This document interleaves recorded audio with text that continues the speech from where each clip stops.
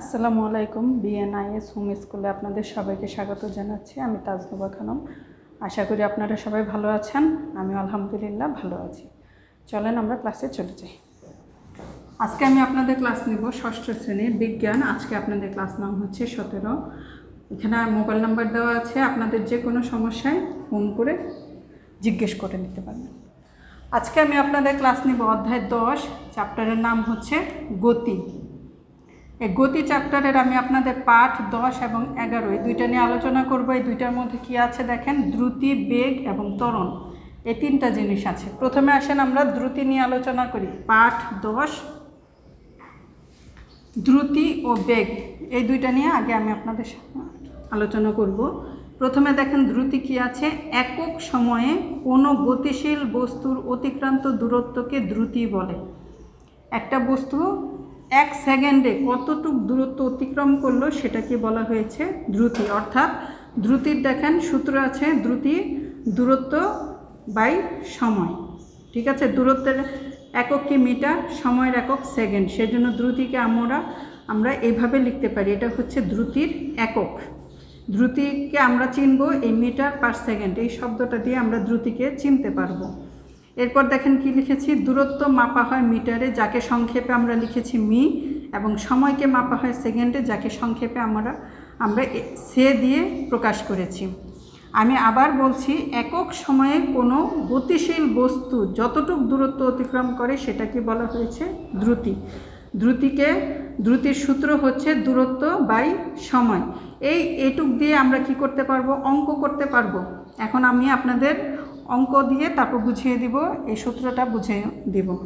দেখেন উদাহরণ 1, একটি গাড়ি 3 সেকেন্ডে 60 মিটার দূরত্ব অতিক্রম করলো, এর দ্রুতি কত? আমরা আগেই জানি দ্রুতির নির্ণয় করতে কি কি জিনিস লাগে, কতটুক দূরত্ব অতিক্রম করলো এবং কত সময়ে করলো, এই দুইটাই দেখেন এই প্রশ্নে দেওয়া আছে। তাহলে এটার থেকে দ্রুতি বের করা আমাদের জন্য সহজ হবে। আমরা কি জানি, দ্রুতি সমান দূরত্ব বাই সময়। তাহলে আমরা দূরত্বের জায়গায় দূরত্ব লিখেছি 60 মিটার, যেটা প্রশ্নে আছে 60 মিটার, আর সময় কত আছে 3 সেকেন্ড। তাহলে এটা এখন ভাগ করেন, ভাগ করলে কত হবে, 20 মিটার পার সেকেন্ড। এটা হচ্ছে একক, দ্রুতির একক হচ্ছে এটা লিখে দিতে হবে, নয়তো নাম্বার কাটা যাবে। আপনারা অঙ্ক করার ক্ষেত্রে, বিশেষ করে বিজ্ঞানের অঙ্কের ক্ষেত্রে এই এককগুলি এগুলি যদি না দেন তাহলে কিন্তু নাম্বার কাটা যাবে। তাহলে আমরা দ্রুতি কি পেলাম, 20 মিটার পার সেকেন্ড। এবার আমরা 2 নম্বর এক্সাম্পলে চলে যাই।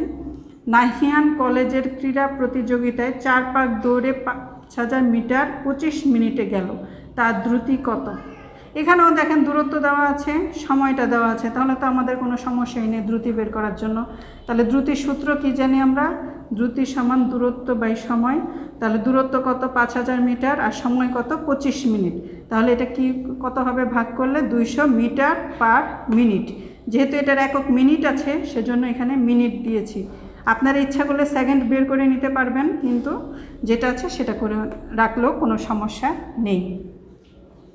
আশা করি আপনারা দ্রুতি কি সেটা বুঝতে পেরেছেন। এবার আমরা চলে যাব বেগ। কোনো নির্দিষ্ট দিকে দ্রুতিকে বেগ বলে, অর্থাৎ সময়ের সাথে কোনো বস্তুর সরণের পরিবর্তনের হারকে বেগ বলে। ঠিক আছে, একটি বস্তু কতটুক দূরত্ব বা বস্তুটি কতটুক সরল এবং কোন দিকে সরল সেটাকে বলা হয়েছে বেগ।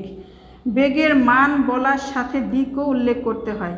দ্রুতির ক্ষেত্রে কিন্তু কোনো মান ছিল শুধু, কিন্তু কোনো দিক ছিল না, কিন্তু বেগের ক্ষেত্রে মানও থাকবে, দিকও থাকবে। বেগের মান ও দিক উভয়ই আছে। বেগের সূত্র এবং দ্রুতির সূত্র দুইটাই একই, কিন্তু সাথে শুধু একটা কি থাকতে হবে, দিক থাকতে হবে। আমি আপনাদের এক্সাম্পল দিয়ে বুঝিয়ে দিচ্ছি।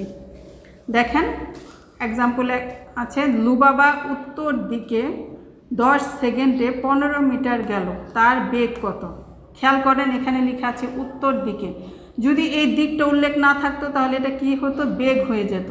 ঠিক আছে, তাহলে সমাধান কি, বেগ এবং দ্রুতি দুটোটার সূত্রই একই, দূরত্ব বাই সময়। তাহলে দূরত্ব কত আছে, 15 মিটার, আর সময় কি আছে, 10 সেকেন্ড। তাহলে কত হলো, 1.5 মিটার পার সেকেন্ড। এখানে দিকটা উল্লেখ করে দিতে হবে, যেহেতু এটা বেগ উত্তর দিকে, তাহলে এটা বেগ উত্তর দিকে 1.5 মিটার পার সেকেন্ড।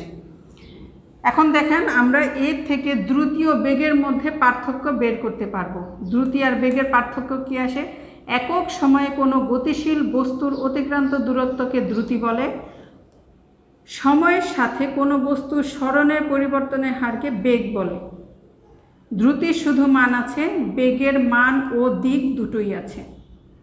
ঠিক আছে, এখান থেকে আমরা দ্রুতি আর বেগের মধ্যে পার্থক্য বের করতে পেরেছি। এখন আমরা চলে যাব ত্বরণ, পাঠ 11 ত্বরণ। দেখেন ত্বরণ কাকে বলে? সময়ের সাথে কোনো বস্তুর বেগ বৃদ্ধির হারকে ত্বরণ বলে। এখানে বলছে বেগ বৃদ্ধির হার, অর্থাৎ কোনো গতিশীল বস্তু প্রত্যেক সেকেন্ডে, এই যে দেখেন সময়ের সাথে যদি তার বেগ বৃদ্ধি পায় সেটার হারকে বলা হচ্ছে ত্বরণ। অর্থাৎ ত্বরণের সূত্রটা কী হবে? বেগ বৃদ্ধির হার বাই সময়। বেগ বৃদ্ধির হারটা কিভাবে আমরা বের করব? যেই বস্তুটার বেগটা আমরা বের করব সেই বস্তুটা শেষ বেগ এবং এটা প্রথম যে বেগটা ছিল সেই বেগের বিয়োগফলই হচ্ছে বেগ বৃদ্ধির হার। আর সময় দিয়ে কি করতে হবে? ভাগ করতে হবে। তাহলে এটার একক কি হবে? দেখেন বেগের একক কি? মিটার পার সেকেন্ড, আর সময় কি আছে? সেকেন্ড। তাহলে ত্বরণের একক কি হবে? Metre per second square. Metre per second square. এখন একটা এক্সাম্পল দিয়ে আমি আপনাদেরকে বুঝিয়ে দিচ্ছি। একটি motorcycle 20 metre per second বেগে চলছিল। এই মোটর সাইকেলটার তাহলে আদি বেগ কত ছিল? 20 মিটার পার সেকেন্ড। ঠিক আছে, চালক অ্যাক্সিলারেটরে চাপ দেওয়ার ফলে বেগ বৃদ্ধি পেয়ে 5 সেকেন্ড পর 45 মিটার পার সেকেন্ড হলো। তার মানে হচ্ছে প্রত্যেক সেকেন্ডে এটার বেগ বাড়তেছিল, বাড়তে 5 সেকেন্ড পর একটা হিসাব করা হলো যেটা হলো 45 মিটার পার সেকেন্ড, এই যে বৃদ্ধি হলো। মোটর সাইকেলটির ত্বরণ কত? এখন আমরা জানি ত্বরণের সূত্রটা হচ্ছে বেগ বৃদ্ধির হার বাই সময়। তাহলে বেগ বৃদ্ধির হারটা কিভাবে আমরা বের করব? এই যে প্রথম বেগ আর এই যে এখানে শেষ বেগ, এটা হচ্ছে শেষ বেগ, এটা হচ্ছে প্রথম বেগ। তাহলে যে শেষ বেগ প্রথম বেগের যে বিয়োগফল সেটাই হচ্ছে বেগ বৃদ্ধির হার আর হচ্ছে সময়।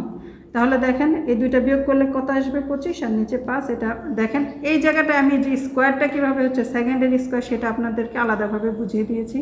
এই যে বেগের একক হচ্ছে মিটার পার সেকেন্ড, আর এখানে 5-এর সাথে দেখেন একটা সেকেন্ড আসছে, 5 সেকেন্ড, এটা সময়। এই যে এই সেকেন্ড, এই দুইটার গুণফলে এই যে স্কোয়ার আসছে। আশা করি আপনারা এই এককটা কিভাবে হলো সেটাও বুঝতে পারছেন, আবার ত্বরণ জিনিসটা কি সেটাও বুঝতে পারছেন, যে প্রত্যেক সেকেন্ডে বেগের যে বৃদ্ধি সেটাই হচ্ছে ত্বরণ। এই ত্বরণের দেখেন সাথে আমরা আরেকটা জিনিস পড়তে পারবো, সেটা হচ্ছে মন্দন। এই ত্বরণের বিপরীত রাশিটাই হচ্ছে মন্দন। এই মন্দনের সংজ্ঞাটা কি হবে? সময়ের সাথে কোনো বস্তুর বেগ হ্রাসের হার। ত্বরণ ছিল বেগ বৃদ্ধির হার আর মন্দন হচ্ছে বেগ হ্রাসের হার। মন্দন হচ্ছে ঋণাত্মক ত্বরণ, ত্বরণটা হচ্ছে ধনাত্মক আর মন্দনটা কি হবে? ঋণাত্মক। এখান থেকে আমরা ত্বরণ আর মন্দনের যে পার্থক্যটা আছে সেটা বের করতে পারি। সময়ের সাথে বেগ বৃদ্ধির হারকে ত্বরণ বলে, সময়ের সাথে বেগ হ্রাসের হারকে মন্দন বলে। ত্বরণ হচ্ছে ধনাত্মক আর মন্দন হচ্ছে ঋণাত্মক।